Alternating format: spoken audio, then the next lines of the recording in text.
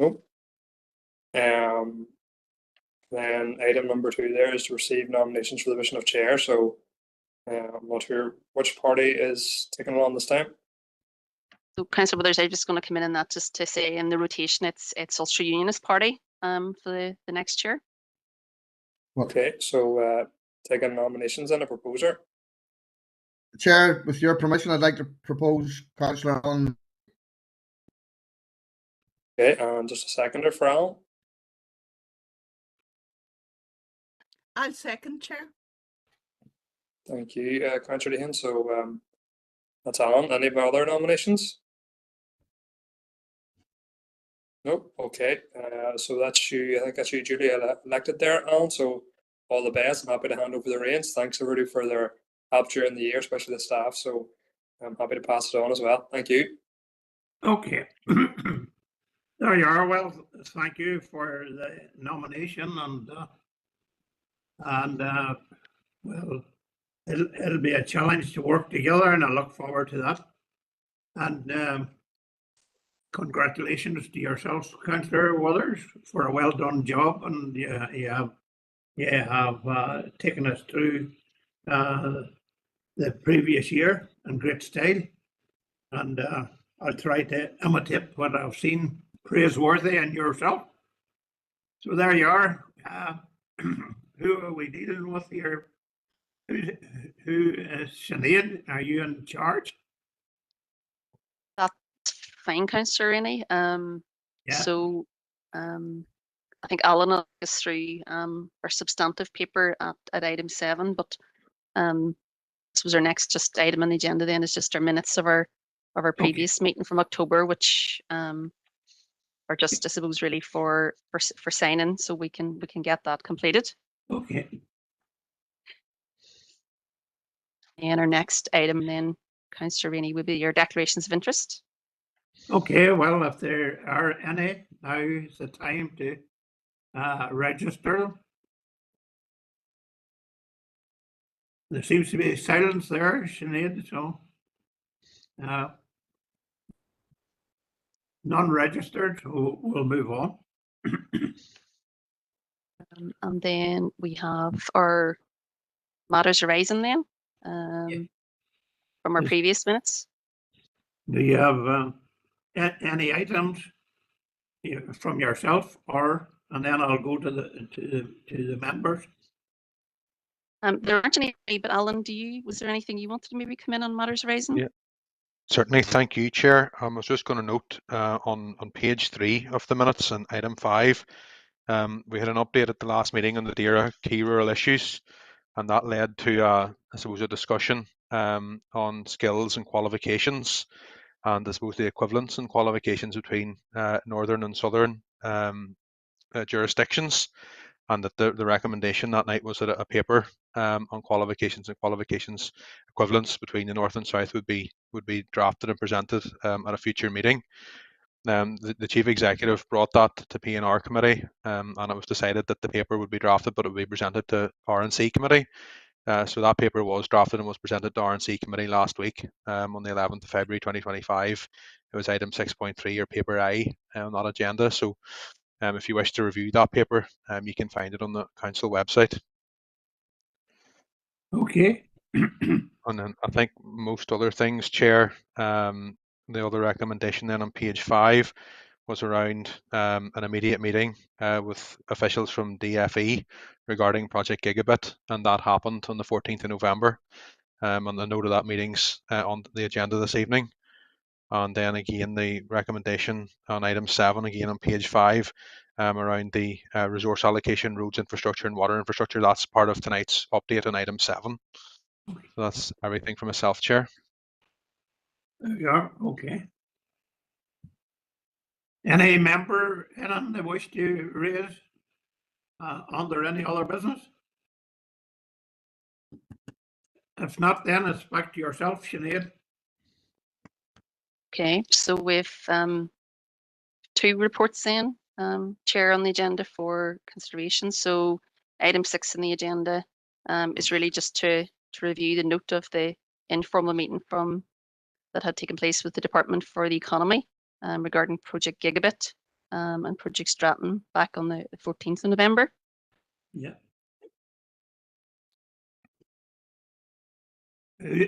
Who's taking us through that then?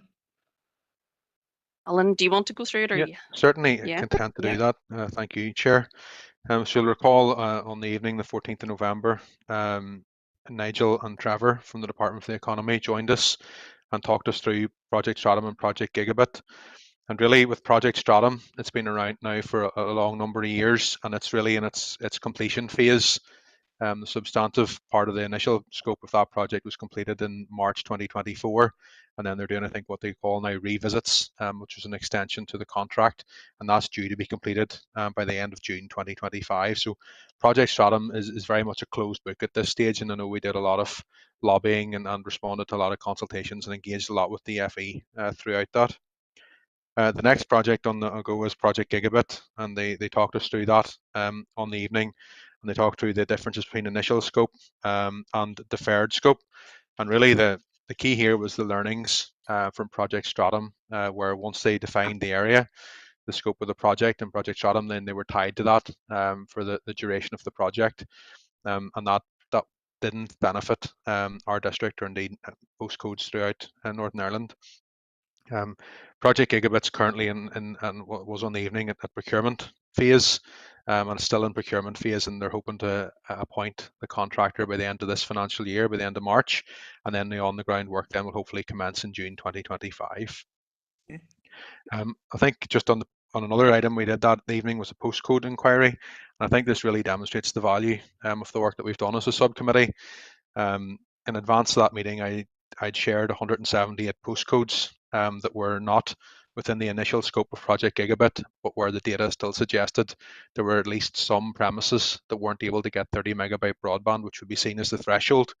And DFE on the evening responded to that.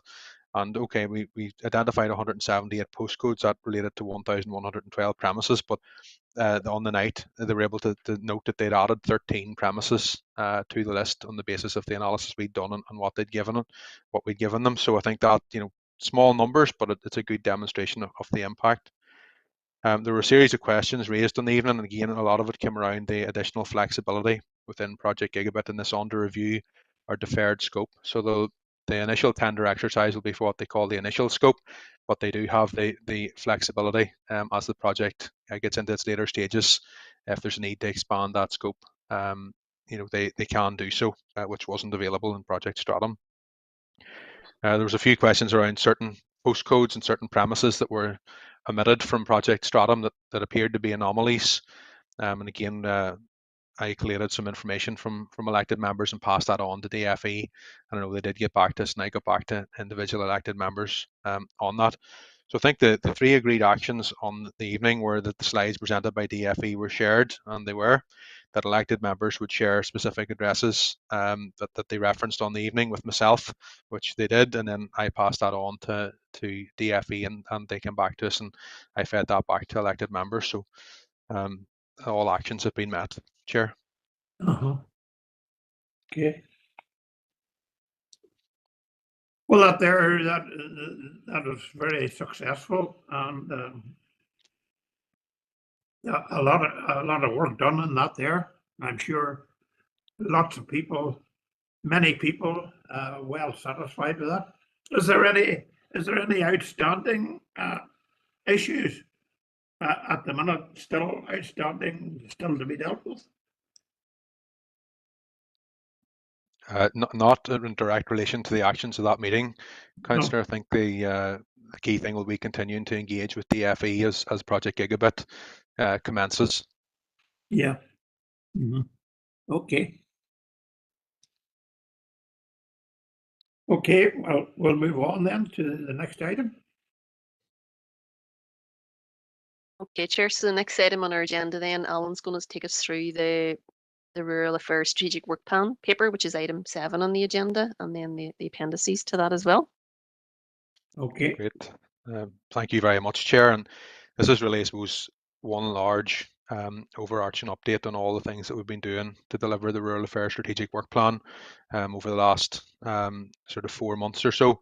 And there has been, I suppose, I'm pleased to report there's been good progress on all 5 aspects aspects of the strategic plan.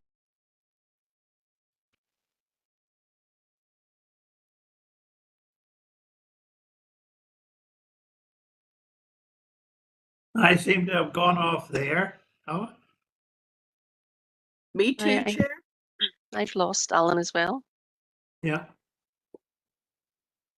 As Councillor, you're still there, There we Councillor are. Rooney? You okay, There Alan? we Yeah. are.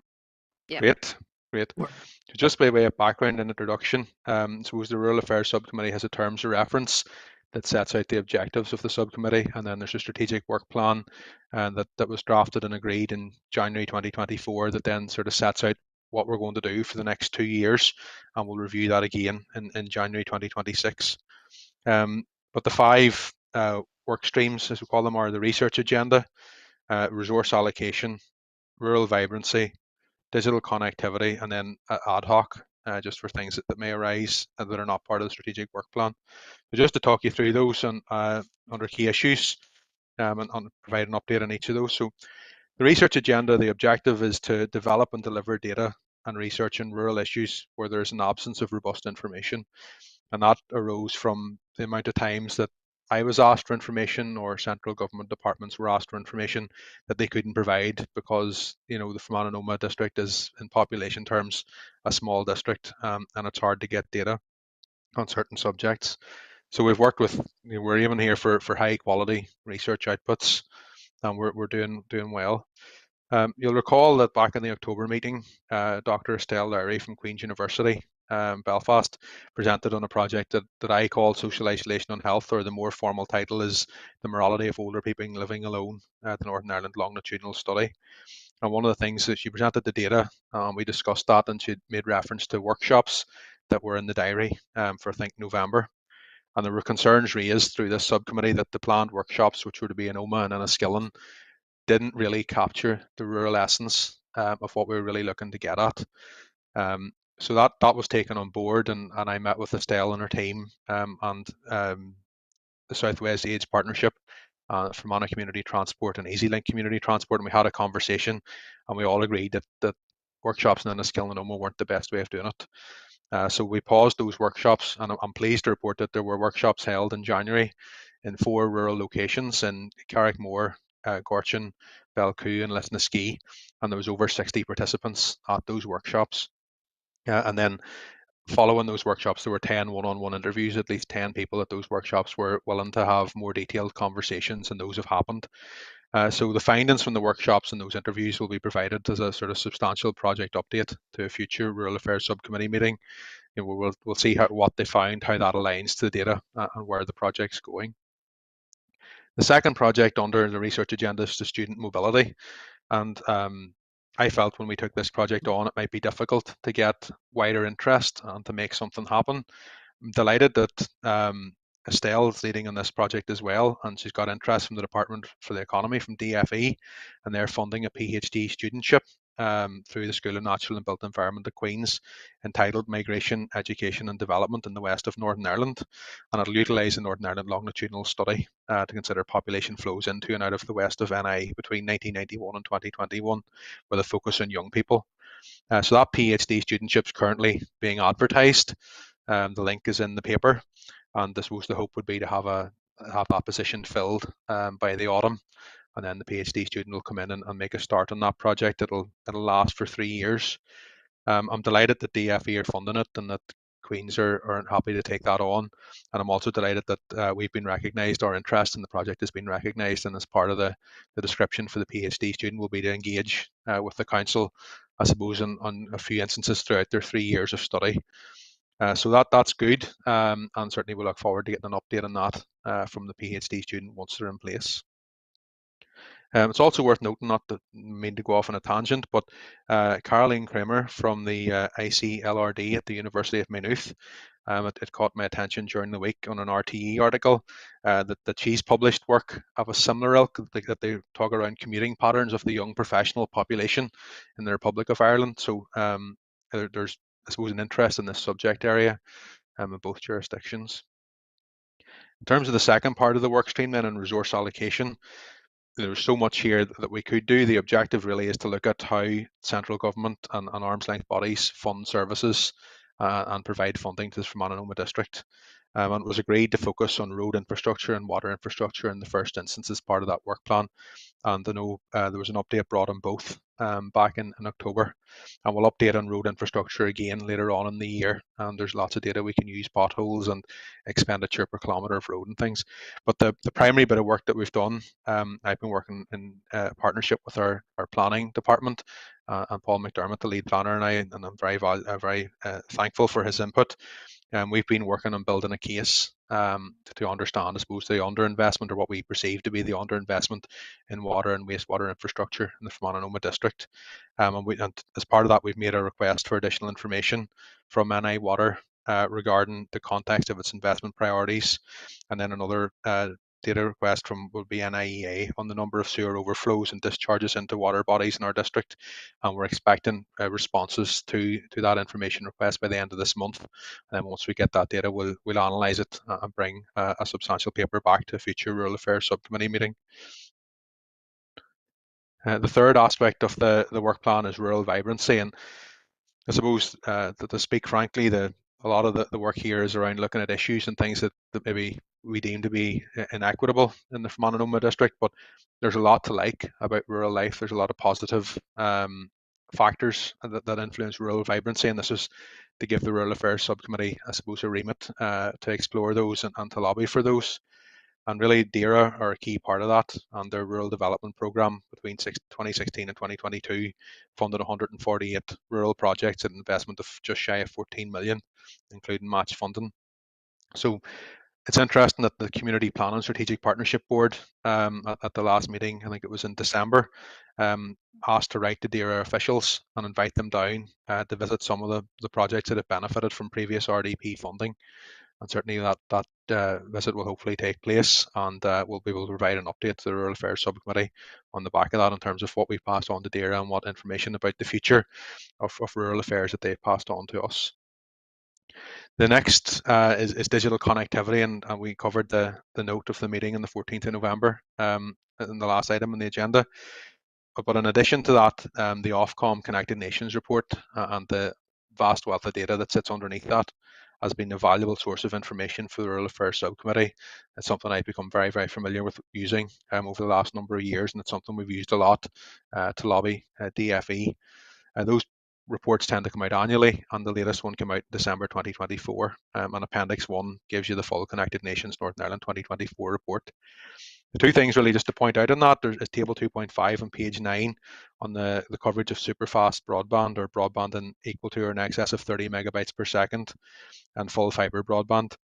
There's been no change in the coverage of superfast broadband in our area. Still 94% of premises can access it, but there has been a small increase on the availability of full fibre or gigabit capable broadband, up to 87%.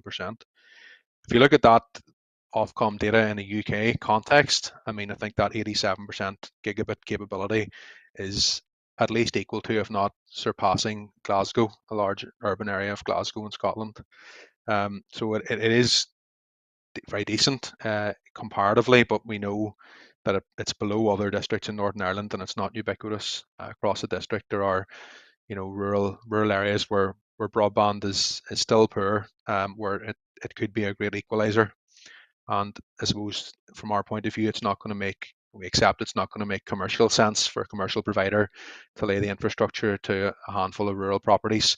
So it's about that public intervention, which I suppose Project Stratum and Project Gigabit are. And it's important that we keep our eye on those.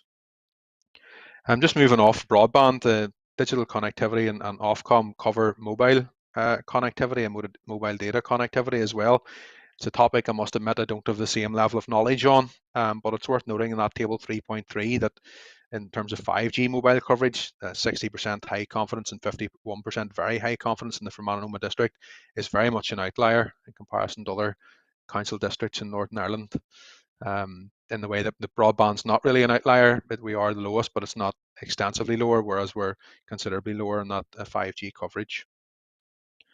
We're not as low now. There's much less of a differential on the older 4G, I suppose a more established 4G network. And we had an update at the last meeting on the Shared Rural Network Partial Not Spot project. So that was a project overseen by Ofcom, but led by the 4 mobile network operators. That project is now complete. It was complete in June 2024, and then I think it was the autumn of 2024 then Ofcom, I suppose, ratified that they were content that that project had been complete. So from our point of view, there's no more shared rural network project in Northern Ireland. And I think we've already covered, Chair, just in terms of Project Gigabit, it's still at a procurement stage with work on the ground due to commence on June 2025. And I'm sure, when that information is known, it'll be brought to members' attention in terms of who's got the contract, when it's going to start, etc. The last, I suppose, is the ad hoc. And I suppose this was built into the strategic work plan, understanding that, we don't have a crystal ball. We can have a work plan, but there's a lot of this is in responding to public consultations and other, I suppose, the things that come out and that you want to respond to. So we have, over the last year, I've noted at least 3 significant consultations that the Council's Corporate and Strategic Services team have led, and I fed into that. The Department of Health Hospitals creating a network for better outcomes, the NI Executive Budget, and the DFC draft fuel poverty strategy. And on the fuel poverty strategy, full credit to our environmental health team in the Council who have led that response. But when I feed information into those types of consultations, it's all very similar. There's a lot of, about our rural district, about the percentage of the population that live in rural areas, how that's different from elsewhere in Northern Ireland, and how we can't expect services to be delivered at the same cost per capita as other larger, more urban areas.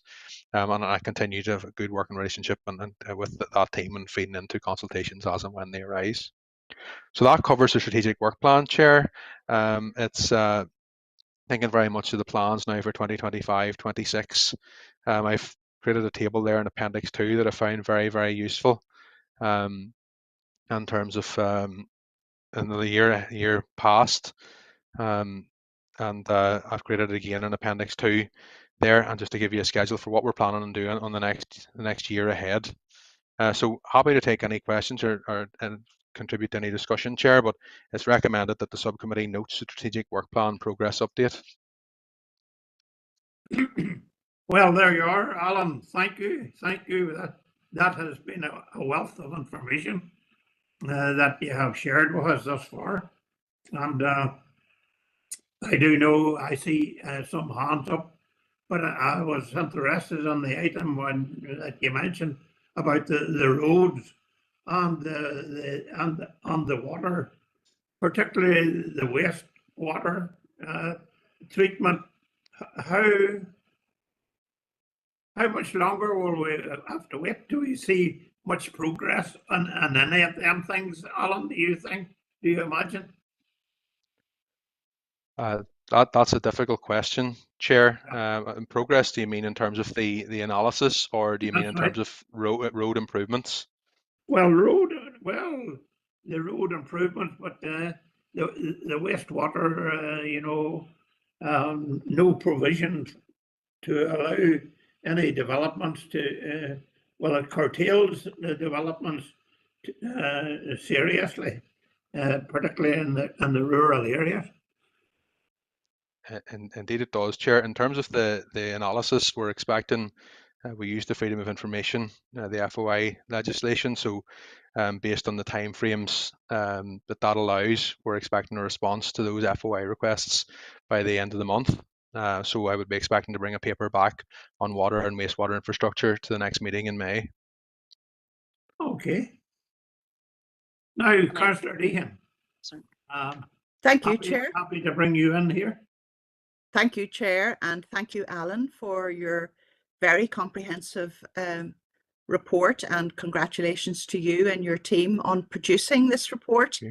And I think that a lot has been achieved thus far, and it's very gratifying to see that progress has been made. And I too want to record my thanks to Councillor Withers for chairing this subcommittee over the past year.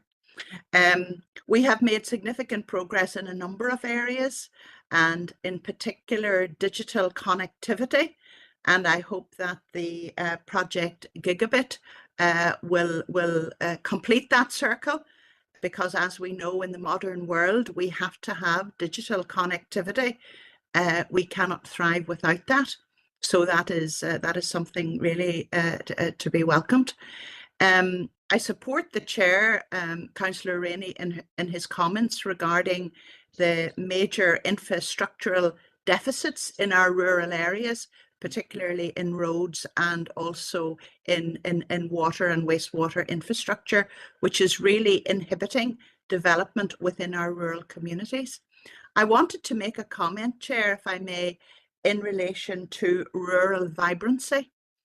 And if you look, Chair, at our district council area, Fermanagh and Omagh, with the exception of our 2 county towns and large villages and towns within our area, we are primarily a rural community, you know, a rurally dispersed population. And every time I come to council, it appears to me that I'm seeing our rural way of life constantly being eroded.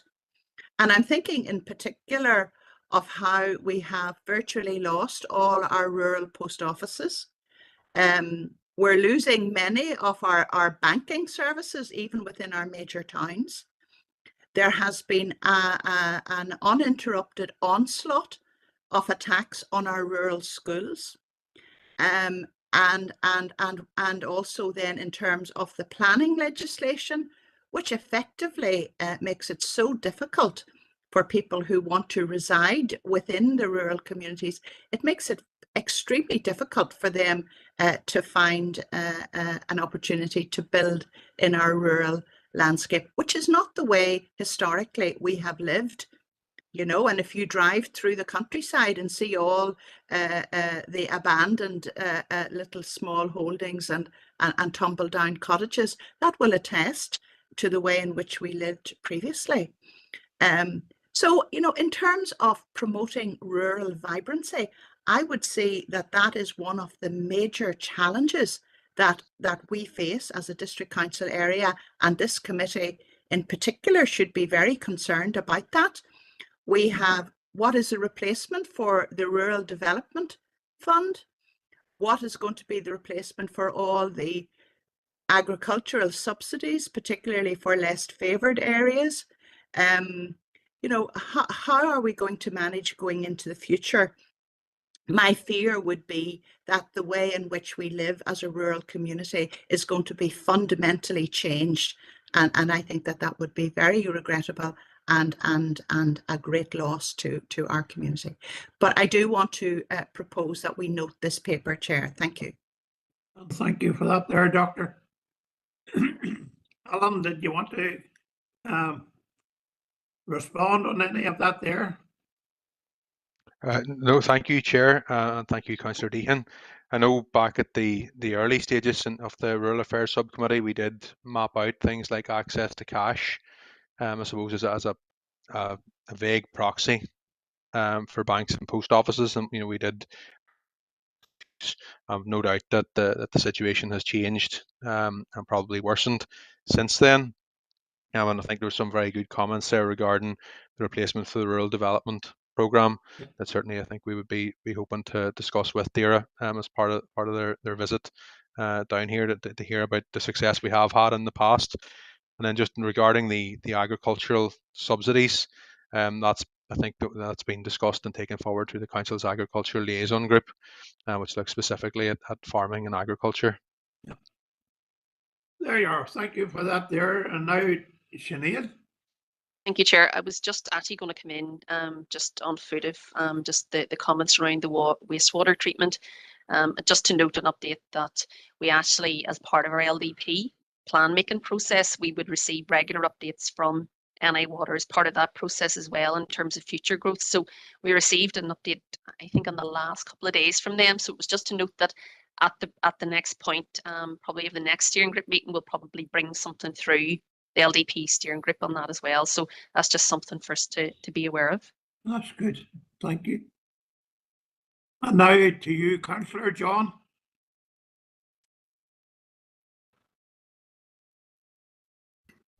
Sorry, I double tapped there.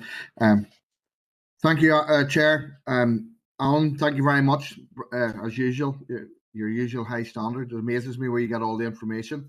Yeah. I suppose building on what Councillor Deacon had said and how rural we are.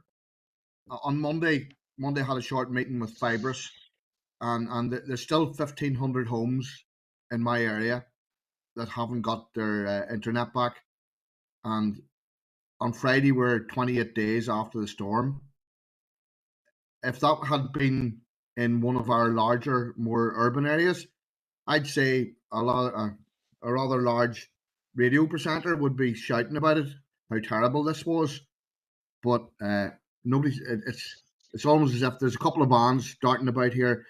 They drive up and down the back roads, and I really don't even know. I don't think they know what to do themselves to actually get it connected. And I know there's vast tracts of trees down in some of the forests where they put the poles. They were told not to put them there, but they took the shortest routes and they had an agreement. They didn't think of anything like, and it has happened. And now they simply don't know how to fix it. But I think our internet has now become a key part of everybody's life. And for many families to settle in rural areas, internet is key to how they carry on. I mean, I have quite a few people who have either taken early retirement or are working from home, who have come over from, in particular, England, London in particular, and again, some of them larger urban areas. They love living here. They love the fact that they're mainly mortgage free. They have quality of life. They're living in the country, but without internet, they're coming into the hubs to use the internet.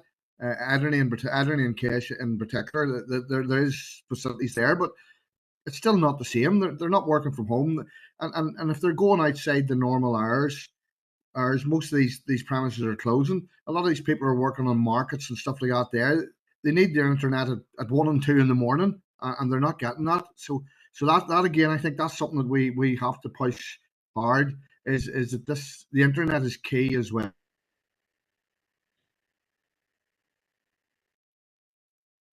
I think internet has been played going forward. Well, thank you, John. You really put your finger on it, and it's a terrible situation that these people find themselves in. I was at just in for a short time in the Silver Birch Hotel through the week, and the amount of vehicles, work vehicles that was there, I thought that there must be a lot of work going on, and that would be, I was amazed really that there was so many. I didn't think that the storm damage was still persistent, but that's unbelievable. Alan, do you want to comment there? No, thank you, Chair. And I think we do keep the internet as part of that digital connectivity, and we do look at it very closely. I suppose now we have a new issue, if you like, in terms of resilience of supply, and I would imagine that as Project Gigabit kicks off, and that'll be an issue that will need to be put on the plate of whoever the successful contractor is. That there'll be a lesson to be learned there from the storm in terms of the resilience of connections. Yeah. Next on air, I'm not too sure. I might have taken my eye off the screen for a short time. Councillor Feely, I'll bring you in, and then Councillor McGrath. Yeah, thanks, Alan, and congratulations on becoming chair there. Fair play to you. Thank you. And thanks to Alan for them statistics. They're very good. No, I just want to agree with Councillor McCrory there. Serious issues down around Belcoo with people contacting me about having no internet. Is there anything we can do? Can we write to Fibrus as a group, or has the council already done that to see could they do anything? I've been told it could be 3 weeks before some of the people's reconnected, And like as John says, the side of people using it, young and old, like for work, for school, and for college and everything. So I was just wondering anything we could do about it, And I thought Fibrus was going to be great, and I didn't get connected. I'm still in Net 1, and I'm glad I am now, because I have internet now, but a lot of people hasn't. So I just wanted to make them comments too and agree with John. Thank you. Okay, thank you for that. Sinead, can you comment on that? Do we have any further information from the council? Chair, I'm not aware of us having written to them. So what I was going to suggest was if I can check whether we have or not, so that we're not doubling up in correspondence. And if we haven't, then I would be happy that we could progress something to them. So if you're happy to leave that with me to check. Would you want do you want a proposal for that there, Sinead, or? So Councillor Feely has proposed that. So Yeah. Well, that's good. if we want someone just to maybe second that proposal, then. Yeah. I'll second that. I'll second that, Chair. Councillor Well, McGrath. Thanks for that, Alan, and thanks, Sinead. Thank you. Good. Now, did you want to comment on at all on that, Alan, before I go to Councillor McGrath? No, thank you, Chair. I'm content we have a proposal and a seconder there. Yeah, okay. Councillor McGrath? Thank you, Chair, and congratulations on your new post for the following year. Just like to wish Councillor Patrick Withers all the best, and Yeah. you've done a great job this past year. That's right. And thank Alan for his report. Just following on from what Councillor Deegan and Councillor McClahary about rural areas, I suppose it's the calm after the storm now, and there's been, especially in rural areas, like there's people off no electric for 12 days, people that had medical needs, and I'm just wondering, is there alternatives there for having, people that have medical needs, other sources of power like generators, heating? Is there anything is there any information that we can gather? I know it's not just in rural areas; it's all around. But these people can't survive without electric.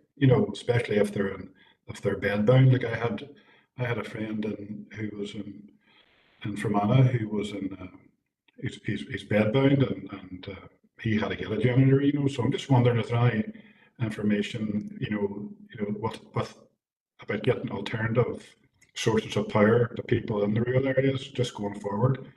I know myself at home here, like I have generators, I need generators, but I remember my father 50 years ago, my late father 50 years ago bought a generator for the house at the time of the Loyalist strike. That's 51 years ago, and that's 51 years that generator was used 10 times, and 3 times since last February. So it's just something. I don't know if we can do anything about it, or and we still have a lot of derelict buildings in our villages and our towns like Carrickmore and Barron, 6 Mile Cross and Gorchin. There's a lot of people have left the areas, and there's a lot of derelict buildings. I'm just wondering, is there anything can be done about that, or thank you, Chair. Well, thank you, Councillor. The frequency of the storms is more and more frequent, and I heard the forecast at lunchtime, and maybe not as severe, but still more wind on the forecast again for the weekend. So you're right. Does the Electricity Board provide standby generators, and if it's a hardship case? I thought maybe that they were as the previous storm progressed, that they were becoming more active, but maybe there's a limit to the number of generators that they have for that. Anyone want to comment on it at all? John or Alan, do you have any information on that at all? Certainly, Chair. I'm aware that there is a list of vulnerable people that's available through the Regional Emergency Preparedness Group. I'm not sure of the source of that list or how it's fully utilised, but I'm happy to look into that and report back at a future meeting. Yeah. Chair, I was just going to come in, maybe just also to add, if you don't mind, that at our last council meeting, we'd had a proposal that we would write to NIE seeking clarification as to the difference the medical care register made for those on the register during Storm Owen, and then seeking details regarding the criteria for new applicants to get on the medical Yeah. register. Good. So there was a proposal at the last council just specifically on the register. Okay. Okay. Councillor Dr. Deacon. Thank you, Chair. And could I too also offer my congratulations and best wishes to you as you take up your position as chair of this subcommittee, and wish you well. You're certainly very experienced in these matters, Alan, and I've no doubt that you'll lead us very successfully.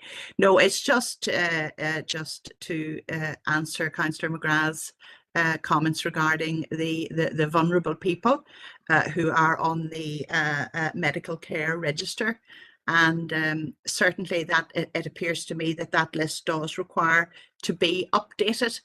And the question is, whose responsibility is it to update that list? You know, is it the responsibility of the individual concerned on the advice of their GP, or you know, how easy is it to register for that? But what I do know is that even for people who were on the medical care register, there was a significant delay in getting generators provided to those households. There simply weren't enough generators to go round. And you know, I think unless you have direct experience, Chair, of you know, the medical need for power, it's difficult to understand the consequences. So, for example, you have elderly people on Ripple mattresses to prevent pressure sores. You have people who rely on nebulizers or on feeding tubes. I mean, the list is endless. You know, there are some people who literally cannot survive for prolonged periods without having access to power. And it certainly has given rise to an awful lot of anxiety within the community. And Chair, as Sinead has said, you know, at our last council meeting, we did make those proposals. So I await the response with great interest and concern, Chair. Thank you. Yeah. Just for the benefit of the price structure for a small generator that would just give you light. It wouldn't boil the kettle or anything, but it would give you light, and it wouldn't give you very much heat either. That there is somewhere in the region of £700.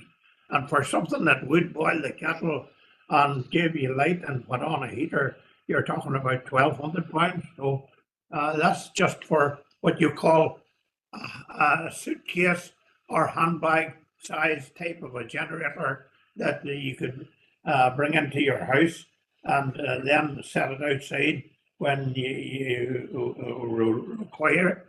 I did check on the price of them through the week. Councillor John. Thank you. I've had a discussion with the Chief Executive around this prior to the council meeting, and she had recommended we write that apparently there was some sort of agreement, and it's still sitting in Stormont waiting to be signed off, for a central pool of generators to be available for areas that were particularly badly hit. And I think our area would have been one of the worst, I think, for power being out, for the amount of trees and stuff down. I know other areas are bad, but ours, it seems to be, we have more lines going through forest than anybody else. But I'm not sure at this stage, but hopefully if they would answer that, then maybe we could see some progress. There was no central government. There was nothing available. I think it was 3 or 4 days in where they actually made a decision to do anything, and they had no resources to do anything anyway. And even in my time in the police, we had emergency boxes for all types of situations that if something happened, we could go to it, and we had everything we needed there, from yellow bibs to markers to signs to danger, everything, anything you needed had to be checked off every 3 months and signed off. And I know as a sergeant, I was signing them off that the stuff was in the boxes. They were then kept locked, and the keys were just taped onto them, but they were kept locked, and then you cut the tape and back on again as usual, a footery way of doing it, but it seemed to work. And I can understand the central government haven't set that up, that there's some sort of a emergency pool of resources there available for whatever area gets badly hit. Especially these extreme weather conditions. It's every year now somewhere gets hit. It's not once in 100, once every year. Okay, well, have we adequately covered then that we don't need to take any further course of action? Sinead, you're going to look at it within the council and Yes, I think that action, Chair, from the council meeting probably covers the piece around the generators in the context of the medical register. Yeah. okay. Do you want any further comment on it, do you, Alan? No, I'm fine, thank you, Chair. No, okay. Well, there you are. What's the next item then, Sinead? So our next item then on the agenda is correspondence. And I don't think we have any specific correspondence, Alan, on the agenda, unless there's been nothing since we issued the agenda. So with no correspondence, and then Chair, we would be on to any urgent relevant business. Well, there you are. Maybe if you would allow me, Alan, to go back just to the item of the postcode and the gigabit, and those who are living in isolated areas. How many of them do we have within our council area? And is there anything at all that we can do to help to, what would you say, to get them a supply? Certainly, Chair. Back with Project Gigabit, back I think it was maybe last spring, summer, published their initial scope. So a list of postcodes that would be included in the initial Project Gigabit intervention area, and there was I think white, grey, black status. So we were looking for white postcodes were those that would be included in the initial scope. We examined that data, and that's what they're going to do their procurement exercise based on. So whoever gets the contract will be tasked with providing Project Gigabit capable broadband to those postcodes and premises within those postcodes. We examined that list and set it against Ofcom data. So the Ofcom data will tell you that in each postcode, what percentage of premises cannot access 30 megabytes broadband. So we did, I suppose, a cross tabulation there, and we identified, I think it was 178 postcodes that were not in the Project Gigabit intervention area, Project Gigabit initial scope, but where the Ofcom data suggested there were at least some premises, so at least more than one premises where there wasn't the availability of 30 megabyte broadband. Those may have been in rural areas, they may have been in urban areas. I'm not 100% sure in terms of where they were. I would infer that they were probably in more remote rural areas. Yeah. I do believe in the last Rural Affairs Subcommittee meeting in October, I think there was actually a map provided of those postcodes, so we can refer back to that if you need to see the spread. We shared that list with DFE in advance of the meeting in November, and they did respond in the meeting in November. And I think it was on the note of the last meeting, Chair, but I'll talk you through it again. Just so we shared that 178 postcodes. So I only know the postcodes, they know the premises. So there was 1,112 premises within those 178 postcodes in our district. They said that 1,052 of those, so the vast majority of those will be addressed by Project Stratum, but Project Stratum just hasn't finished yet. It's not due to finish to June 2025. 6 are recorded as not built, so there may be a planning permission has been granted, but a property isn't there. They did add 13 premises to the intervention area based on the analysis that we had done. 5 are going to be added into that deferred scope because a commercial provider has said that they will get there within the next 3 years. And then there was a few I think there was a few data issues that they weren't able to respond on. But I think, hopefully the reality is that Project Stratum and Project Gigabit will cover the vast majority of outstanding postcodes, and we'll continue to keep a watch on that data as it comes out. And certainly, if in a year or two time, as Project Gigabit draws near to a close, that we're still seeing postcodes with premises without good quality broadband, we'll continue to point that out to the department. Okay. Okay. Well, that's good, Alan. Thank you for. I'm sorry for taking you back over that again, but Not at all, Chair. That was useful. Any other business then?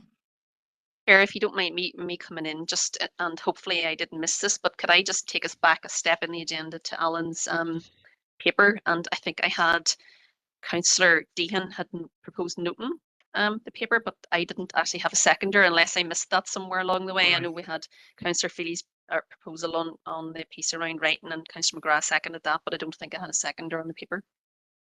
There you Just are. to keep us up to date.